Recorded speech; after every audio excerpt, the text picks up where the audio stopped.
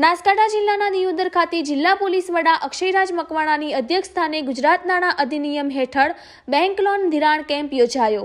Gujarat police દ્વારા છેલ્લા ઘણા સમયથી વ્યાજખોરો સામે અનેક ફરિયાદો દાખલ કરી અનેક વ્યાજખોરોને સકંજામાં લીધા છે। ત્યારે બનાસકાંઠામાં પણ છેલ્લા ઘણા સમયથી જિલ્લા પોલીસ વડાની આગેવાનીમાં દરેક તાલુકાઓમાં અનેક વ્યાજખોરોના ત્રાસથી અને એમની ચુંગાલમાંથી અનેક લોકોને બચાવ્યા છે।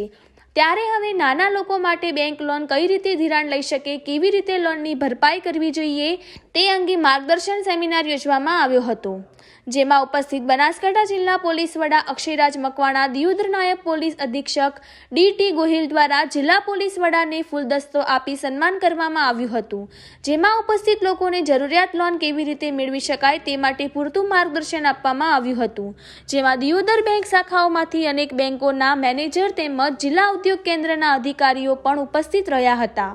દિયોદર પીએસઆઈ એચ.પી. દેસાઈ તેમજ દિયોદર પોલીસ સ્ટેશન અને ડીવાયએસપી ઓફિસ ટીમ પણ ખડે પગે રહી કાર્યક્રમની શોભા વધારી હતી। સાથે આજુબાજુ વિસ્તારમાંથી મોટી સંખ્યામાં સરપંચ તેમજ સ્થાનિક આગેવાનો પણ ઉપસ્થિત રહ્યા હતા। રિપોર્ટર રાજ ગજ્જર, બનાસકાંઠા।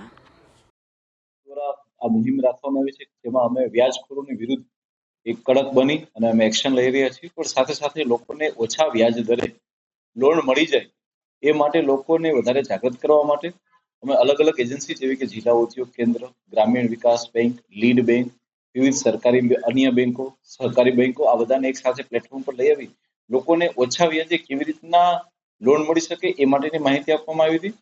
છતાં સાથે સાથે કોઈ એવા વ્યક્તિ હોય કે જેને આજે પણ વ્યાજખોરો હેરાન કરતા હોય તો અમે એના વિરુદ્ધ આજે જ એફઆઈઆર નોંધી અને એવા લોકોની વિરુદ્ધ કડક કાયદેસરની કાર્યવાહી થાય એના માટેનું આજે લોકદરબાર